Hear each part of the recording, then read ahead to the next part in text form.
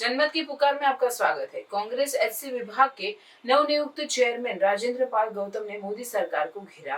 Congress SC विभाग के नवनियुक्त चेयरमैन राजेंद्र पाल गौतम ने आज पदभार ग्रहण किया।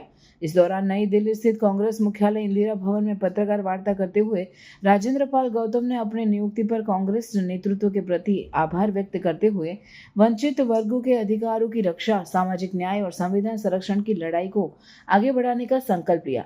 दलित, ओबीसी, आदिवासी और अन्य वंचित वर्गों के छात्रों के साथ हो रहे अन्याय को लेकर भाजपा सरकार की कड़ी आलोचना करते हुए राजेंद्र पाल गौतम ने कहा कि मोदी सरकार में डॉक्टर आंबेडकर द्वारा दिए गए 70% अधिकार छीन लिए गए हैं और शेष 30% भी धीरे धीरे छीने जा रहे हैं।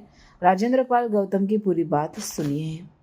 सभी पत्रकार बंधुओं को धन्यवाद आने के लिए। और सबसे पहले तो मैं कांग्रेस प्रेसिडेंट आदरणीय मल्लिकार्जुन खड़गे जी का, हमारी नेता सोनिया गांधी जी का, न्याय योद्धा विपक्ष के नेता राहुल गांधी जी का, प्रियंका जी का, वेणुगोपाल जी का,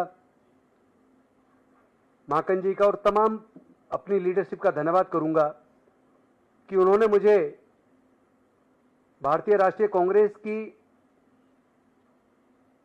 ऐसी डिपार्टमेंट का चेयरमैन बनाया और मुझे मौका दिया कि मैं पूरे भारत में जो वंचित वर्ग है, अनुसूचित जाति, जनजाति, पिछड़े वर्ग और माइनॉरिटी के लोग, जो सताए हुए लोग हैं, जिनको आज सरकार, जिनके बीच भय पैदा करके, हिंदू मुसलमान करके, जाति पूछकर मारने वाले को संरक्षण देकर सरकार बढ़ावा दे रही है, उनके खिलाफ सामाजिक न्याय की इस लड़ाई को, संविधान को बचाने की इस लड़ाई को जो आदरणीय राहुल गांधी जी, खड़गे जी लेके चल रहे हैं, उस लड़ाई को आगे बढ़ाने में उसका सहभागी बनने का जो मुझे मौका दिया, इसके लिए मैं कांग्रेस लीडरशिप को धन्यवाद करता हूं। और साथ ही साथ पूरे भारत के बहुजन समाज को मैं आश्वस्त करता हूं कि जो हमारे महापुरुषों की विरासत है और हमारे महापुरुषों की जो विचारधारा है, मैं किसी भी कीमत पर उस विचारधारा के साथ समझौता नहीं करूंगा। अपने महापुरुषों की विचारधारा को आगे बढ़ाऊंगा। और मैं जानता हूं कि जब तक कांग्रेस ताकतवर थी तब तक हमारे लिए बहुत अच्छी अच्छी योजनाएं बनी। डॉक्टर बाबा साहेब अम्बेडकर जी को संविधान सभा का निर्माण समिति का चेयरमैन बनने का मौका मिला। पूरे भारत को इतना खूबसूरत संविधान मिला और संविधान के माध्यम से उन्होंने तमाम जाति वर्ग के लोगों को एक श्रेणी में लाकर बराबर खड़ा कर दिया। चूंकि मनुस्मृति में देश की महिलाएं, अछूत, शूद्र, इन सब लोगों को मानवता के दर्जे से वंचित रखा, लेकिन उस मनुस्मृति को खत्म करके डॉक्टर बाबा साहेब अम्बेडकर जी के संविधान ने देश में निष्पक्ष रूप से जाति धर्म का बंधन काटते हुए, औरत मर्द के बीच के उस अंतर को भी खत्म करते हुए सबको संविधान की नज़र में बराबर किया और सबको one man one vote one value ये अधिकार दिया। और आप जानते हैं कि कांग्रेस के टाइम पर ही ट्राइबल सब प्लान और शुल्का सब प्लान बना, जिसमें प्लान बजट में जनसंख्या के हिसाब से बजट का प्रोविजन किया। 20 सूत्री कार्यक्रम में बहुत सारे लोगों को खेत की ज़मीन के पट्टे मिले, रेजिडेंशियल प्लॉट के पट्टे मिले। पहले बैंक प्राइवेट होते थे, इंश्योरेंस कंपनी प्राइवेट होती थी, लेकिन इंदिरा जी के टाइम पर उनका राष्ट्रीयकरण हुआ और करोड़ों लोगों को रोजगार मिला। सैकड़ों पीएसयूज बनाए, उनके अंदर भी करोड़ों लोगों को रोजगार मिला। लेकिन जब से कांग्रेस कमजोर हुई, उसके बाद से धीरे धीरे हम देख रहे हैं कि जो अधिकार डॉक्टर बाबा साहेब अम्बेडकर जी ने अपने 5 में से 4 बच्चों को गंवाकर, माता रमाबाई को गंवाकर, अपना पूरा जीवन जलाकर जो हमें दिए थे, वो अधिकार उसके बाद से 70% छिन गए, 30% बचे हैं। वो भी लगता है धीरे धीरे छीनते जा रहे हैं। और जो हमारी लीडरशिप है, बहुजन लीडरशिप, उसको ऐसे समय में जो लीडरशिप देनी चाहिए थी वो देने में नाकाम रही। तो हमें हर कीमत पर अपने आने वाले बच्चों की भविष्य की चिंता है, उनके हक अधिकार की रक्षा करनी है। जो प्राइवेटाइज हुआ है वो भी वापस आए। और हम जानते हैं कि पहले शिक्षा फ्री थी और बाबा साहेब के द्वारा जो शिक्षा के रास्ते खुले, रिजर्वेशन के माध्यम से नौकरियों के रास्ते खुले, राजनीति में एमपी एमएलए बनने के रास्ते खुले, बाबा साहेब के द्वारा जो रास्ते खुले, तो थोड़ा एक मिडिल वर्ग बना हमारे समाज में, थोड़ी तरक्की आई, लेकिन वो भी मनवादी सरकार को रास नहीं आ रही है। धीरे धीरे उन्होंने एजुकेशन को इतना महंगा कर दिया है कि हमारे लोगों से शिक्षा छिन गई है। आज इंजीनियरिंग कॉलेज, मेडिकल कॉलेज या मैनेजमेंट कॉलेज, बीआर्क और तमाम तरह के जो प्रोफेशनल कोर्सेज हैं, उनके अंदर पहले तो एडमिशन के लिए मारामारी है, उसके लिए कोचिंग की जरूरत है, कई लाख की कोचिंग लेनी पड़ती है। बच्चा किसी तरह क्वालिफाई भी कर ले, उसका नंबर आता तो अब उसको 5 साल का कोर्स करने के लिए 25-25 लाख रुपए खर्च करने पड़ रहे हैं। 4 साल की डिग्री करने के लिए उसको 20-20 लाख रुपए खर्च करने पड़ रहे हैं। पैसा है नहीं, और ऊपर से जो स्कॉलरशिप से पढ़ जाया करते थे, केंद्र की सरकार ने स्कॉलरशिप को लगभग बंद कर दिया, और उनका जो एनआईसी का पोर्टल है वो काम नहीं करता। कई बार वो पोर्टल सर्वर डाउन हो जाता है। एक तरफ पोर्टल काम नहीं करता और दूसरी तरफ स्कॉलरशिप अप्लाई करने की डेट निकल जाती है, और सरकार उस डेट को बढ़ाती नहीं है। साथ ही साथ जितने hostels, residential school SC ST OBC minorities के लिए जो सरकारों ने उस वक्त बनाए थे, इस सरकार के दौरान धीरे धीरे ऐसी बुरी हालत हो गई है कि लाइब्रेरी के अंदर पढ़ने की व्यवस्था नहीं है, किताबें नहीं है, इंटरनेट की सुविधा नहीं है, टॉयलेट हाइजीन नहीं है, खाने की अच्छी व्यवस्था नहीं है।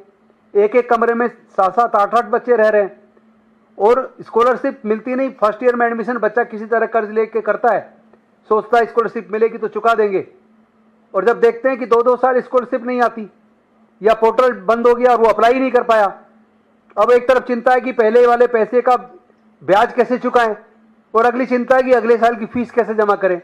इस वजह से बहुत सारे बच्चे सुसाइड तक कर रहे हैं, और ऊपर से हम देख रहे हैं कि वाइवा में बच्चों को फेल किया जाता है केवल इसलिए क्योंकि वो schedule caste, schedule tribe, OBC minority से जुड़ा है। आपने देखा होगा गुजरात के अंदर अभी पीछे परीक्षा हुई, गुजरात पब्लिक सर्विस कमीशन ने रिटन टेस्ट लिया, फिर इंटरव्यू लिया, तो SC और OBC के बच्चों के जनरल के बच्चों से भी ज्यादा रिटर्न में नंबर हैं, लेकिन इंटरव्यू में उन्हें 20 नंबर से 35 नंबर के बीच 100 में से दिए गए। लेकिन जो जनरल कैटेगरी के बच्चे जिनके रिटर्न में नंबर कम थे, उनको इंटरव्यू में 100 में से 80 से 90 नंबर के बीच नंबर दिए।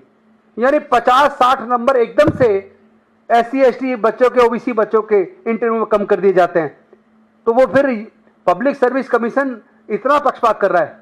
मुझे याद आता है, मैंने भी एक बार चिट्ठी UPSC के चेयरमैन को लिखी थी, और मैंने उनसे कहा था कि आप SC ST बच्चों का इंटरव्यू अलग क्यों कराते हैं।